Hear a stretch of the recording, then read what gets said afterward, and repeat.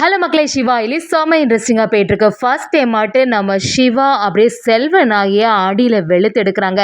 இதை பார்த்துட்டு இருந்த கபிலன் செல்வநாயகி சேர்ந்து நம்ம சிவாவை வீட்டை விட்டு வெளியில் அனுப்பும்போது ஒரு கட்டத்தில் இந்திராணி செம மாசம் ஒரு முடிவு எடுக்கிறாங்க. என்ன காரணத்தினால இப்படியெல்லாம் நடந்துச்சு? வீடியோக்குள்ளே போகிறதுக்கு முன்னாடி நம்ம சேனலுக்கு சப்ஸ்கிரைப் பண்ணிடுங்க. அப்படியே பக்கத்தில் இருக்க பெல் ஐக்கனை கிளிக் பண்ணிடுங்க. அப்போ தான் நான் போடுற வீடியோலாம் உங்களுக்கு நோட்டிஃபிகேஷனாக வரும். நம்ம சிவாவும் அவங்க அம்மா சங்கரிக்கு இந்த திதி சடங்கெல்லாம் பண்ணணும் அப்படின்னு சொல்லிட்டு அவங்க அப்பா கிட்ட எல்லாம் சொல்ல ஆரம்பிக்கிறாங்க.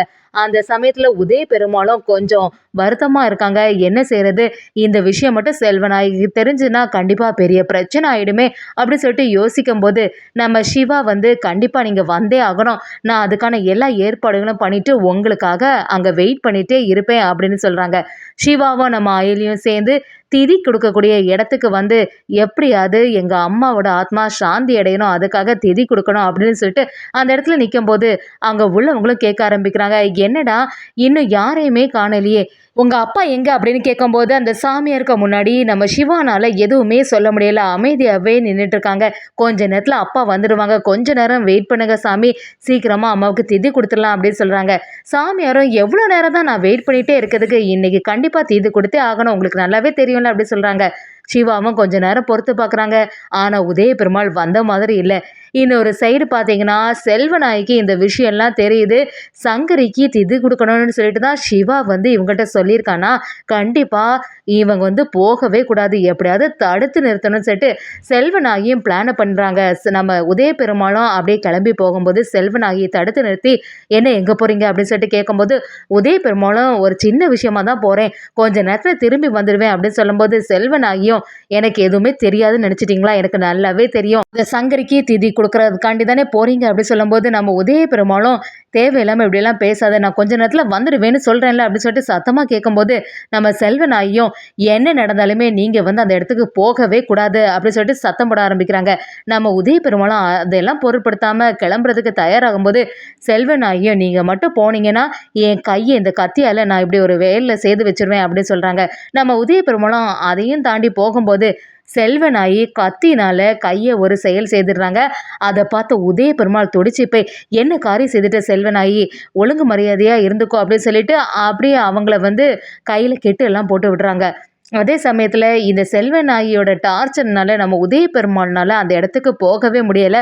உதய பெருமாளும், சிவா என்னை மன்னிச்சிடு, என்னால் வரவே முடியலை, இப்படி ஒரு சுச்சுவேஷனில் நான் மாட்டிட்டேன், என்னை மன்னிச்சிடு சிவா, என்னை அப்பாவை நீ ஏற்றுக்கிட்ட, எனக்காக எவ்வளோ நீ காரியங்கள் செய்திருக்க, ஆனால் என்னால் அந்த இடத்துக்கு வர முடியலன்னு சொல்லி நம்ம உதய பெருமாளும் ரொம்பவே ஃபீல் பண்ண ஆரம்பிக்கிறாங்க. இந்த சைடு பார்த்தீங்கன்னா நம்ம சிவாவும் அயலியும் எப்படியாவது உதய பெருமாள் மாமா வந்துட மாட்டாங்களா நம்ம அயலி யோசிக்கும் போது அங்கே சாமியாரும் கேட்டுகிட்டே இருக்காங்க. டைம் ரொம்ப ஆனனால நம்ம சிவானால அந்த இடத்துல நிற்க முடியலை, சரி அயலின்னு சொல்லிட்டு அவசரமாக ரொம்ப கோபத்தோட நம்ம சிவா அந்த இடத்துலேருந்து கிளம்பிடுறாங்க. அப்பாவுக்கு எப்போவுமே அந்த கபிலன் தான் முக்கியம், என்னை பற்றியெல்லாம் கொஞ்சம் கூட யோசிக்கவே மாட்டேங்கிறாரு, இன்னைக்கு அவர்னால தான் எனக்கு அம்மாவுக்கு இந்த மாதிரி திதி கொடுக்க முடியாமல் ஆயிட்டு, எனக்கு அம்மா என்ன தப்பு செய்தாங்க, நான் தான் என்ன பாவம் செய்தேன் அப்படின்னு சொல்லிட்டு நம்ம சிவாவும் அயலிக்கிட்ட சொல்லும்போது அயலியும் சிவாவை பார்த்து, சரி நீங்கள் எதையும் நினச்சி ஃபீல் பண்ணாங்க சிவா, எல்லாமே பேசி தீர்த்துக்கலாம், வாங்க வீட்டுக்கு போகலான்னு சொல்லிட்டு எல்லாரும் கிளம்பிடுறாங்க. இன்னொரு சைடு பார்த்தீங்கன்னா கபீரனும் செல்வநாயகி பார்க்குறாங்க. செல்வநாயோட கையில் பெரிய கெட்டா போட்டிருக்கு, என்னம்மா ஆச்சு, எதற்காக இப்படி கெட்டு போட்டிருக்க அப்படி சொல்லும்போது செல்வநாயகியும் ரொம்ப கோபத்தோடு இருக்காங்க. அப்படி என்னதான் ஆச்சு, ஒழுங்காட்டு உண்மையை சொல்ல அப்படி சொல்லும்போது செல்வநாயகியும், வேற என்னடா செய்யுது, உங்கள் அப்பாவோட நடவடிக்கை எதுவுமே சரியே இல்லை, அந்த சிவாவோட அம்மாவுக்கு இன்னைக்கு நினைவு நாளும், அதுக்காக திதி கொடுக்கறதுக்காக அந்த இடத்துக்கு வர சொல்லியிருந்தா இவரும் ரொம்ப ரெடியாகி அந்த இடத்துக்கு போகிறதுக்கு தயாராகிட்டாங்க, இங்கே நடக்கிறதெல்லாம் பார்த்தா என்ன செய்ய, இப்படி கையை தான் வெட்டிட்டு நிற்கணும் அப்படிங்கிற மாதிரி செல்வநாயகி சொல்லும்போது கபிலனும், என்னம்மா அவர் பாட்டுக்கு இப்படி இருந்தாருன்னா நீ என்ன செய்தியா, நீ எனக்காக இப்படிலாம் ஒரு வேலை செய்த, நீ பண்ணதெல்லாம் தப்புமா அப்படின்னு சொல்லிட்டு உதய பெருமாளுக்கு மேலே கோபம் நம்ம கபிலனுக்கு அதிகமாயிடுது.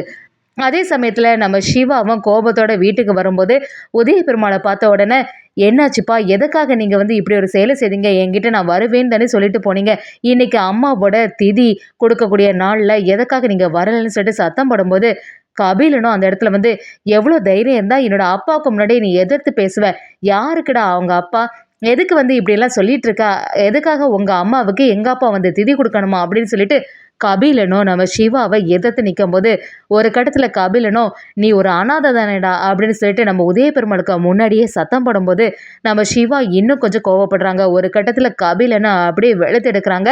அப்படியே ஒரு அறை விடுறாங்க. நம்ம அயலியும் அத தடுத்து நிறுத்துறாங்க. சிவா கொஞ்சம் பொறுமையா இருந்துன்னு சொன்னாலும், நம்ம சிவா கேட்குற மாதிரி இல்ல. எத்தன வருஷம் தான் இவர்னால நான் வந்து துன்பப்படணும்? எங்க அம்மா என்ன தப்பு பண்ணாங்க? எங்க அம்மாவுக்கு என்னை திதி கொடுக்க முடியாததுக்கு காரணமே இவர்தான்னு சொல்லிட்டு சத்தம் போட ஆரம்பிக்கிறாங்க. இதெல்லாம் கேட்ட கபிலனும் நம்ம சிவாவை எதிர்த்து நிக்கும்போது, செல்வனாகி ஒரு கட்டத்துல, என்னடா எவ்வளோ தைரியம் இருந்தா இங்க வீட்டுக்குள்ளேயே இருந்துட்டு, இப்படி ஒரு வேலை செய்வ என்னோட பையன் மேலேயே கை வச்சுட்டியா? என்னங்க நீங்க எதுக்காக இதெல்லாம் பார்த்துட்டே இருக்கீங்க?" அப்படின்னு சொல்லிட்டு நம்ம உதய பெருமாள் கேட்கும்போது, உதய பெருமாள் கொஞ்சம் மௌனமாவே இருந்துட்டு இருக்காங்க. ஒரு கட்டத்துல செல்வனாகியும், "எதுக்குடா நீ என் பையன கை நீட்டி அடிச்ச? நீ அவன் சொன்னதுல என்ன தப்பு இருக்கு? நீ ஒரு அனாதை தானே! உன்னோட அப்பா யாருன்னு உனக்கு தெரியாது தானே! உங்க அம்மா வேணும்னா சங்கரியா இருக்கலாம். ஆனா உன்ன அப்பா யாருன்னு உனக்கே தெரியாது." அப்படிங்கிற மாரி ஒரு செயல சொல்லும்போது, இத கேட்டு நம்ம சிவா அப்படியே அதிர்ச்சியாகி நிக்கிறாங்க. "எவ்வளோ தைரியம் இருந்தா என்னோட அம்மாவே தப்பா பேசுவீங்கன்னு" சொல்லிட்டு அப்படியே நம்ம செல்வனாகிய ஒரு அறை விடுறாங்க பாருங்க. அதுல செல்வனாகி அப்படியே அதிர்ச்சியாகி நிக்கிறாங்க. ஒரு நாளுமே இந்த மாரி ஒரு செயலை இவன் செய்தது கிடையாது. எவ்வளோ தைரியம் இருந்தா இப்படி பண்ணியிருப்பான்னு சொல்லிட்டு பயங்கரமா கோவப்பட ஆரம்பிக்கிறாங்க. அதோட கபிலன் விடுவாங்களா? அப்படியே உதய பெருமாள பார்த்து, "எவ்வளோ தைரியம் இருந்தா அம்மாவ நமக்கு முன்னாடியே இவன் அடிப்பான். இனிமே நீ ஒரு நிமிஷம் கூட இந்த வீட்டிலேயே இருக்கக்கூடாது." அப்படின்னு சொல்லிட்டு கபிலனும் சிவாவ வீட்ட விட்டு வெளியில அனுப்புறாங்க. என்னோட அம்மாவே நீ அடிச்சிட்டியான்னு சொல்லிட்டு செல்வனாகியும் கபிலனும் சேர்ந்து நம்ம சிவாவை வீட்டை விட்டு வெளியில அனுப்பும்போது, உதய பெருமாள் கொஞ்சம் மௌனமாவே இருக்காங்க. உதய பெருமாள் அப்படியே தடுத்து நிறுத்தும்போது செல்வனாகியும், "என்ன என்ன தைரியம் இருந்தா இப்படிலாம் செய்துட்டு இருப்பீங்க? உங்களுக்கு பழசெல்லாம் மறந்து போச்சா? நீங்க மட்டும் அவனுக்கு சப்போர்ட் பண்ணீங்கன்னா என்ன ஆகும்னு உங்களுக்கு தெரியும் தானே?" அப்படின்னு சொல்லிட்டு செல்வனாகி நம்ம உதய பெருமாளை மிரட்ட ஆரம்பிக்கிறாங்க. அயலியும் தடுத்து நிறுத்துறாங்க. "தயவு செய்து சிவாவை வெளியில போக சொல்லாதுங்க." அப்படி சொல்லும்போது கபிலனும் செல்வனாகியும் கேட்காம நம்ம சிவாவை வீட்டை விட்டு வெளியில துரத்தி விடும்போது, கரெக்டா நம்ம இந்திராணி அதை கவனிச்சுடுறாங்க. இந்திராணிக்கு இப்பதான் விஷயம்லாம் புரிய ஆரம்பிக்குது. நம்ம சிவாவை வெளியில அனுப்புன உடனே அதை தடுத்து நிறுத்தி, "எதுக்காக இப்ப சிவாவை வெளியில அனுப்புறீங்க?" அப்படின்னு சொல்லிட்டு கபிலன் செல்வனாகியும் எதிர்த்து நிற்கிறாங்க. செல்வனாகியும், "ஆமா, இத்தனை நாளாட்டி இவங்கள வீட்ல விட்டதே பெரிய தப்பு. எவ்வளோ தைரியம் இருந்தா இன்னைக்கு என்ன நடந்துச்சுன்னு தெரியுமா? நீ வந்து இந்த இடத்துல இல்ல. இன்னைக்கு என்னையே கை நீட்டி அடிச்சிட்டான் இந்த சிவா. அப்படி இருக்கும்போது அவனை எல்லாம் எப்படி வந்து இந்த மாரி வீட்ல விட முடியும்?" அப்படி சொல்லிட்டு செல்வனாகி சிவாவை எதிர்த்து பல செயல்கள் செய்றாங்க.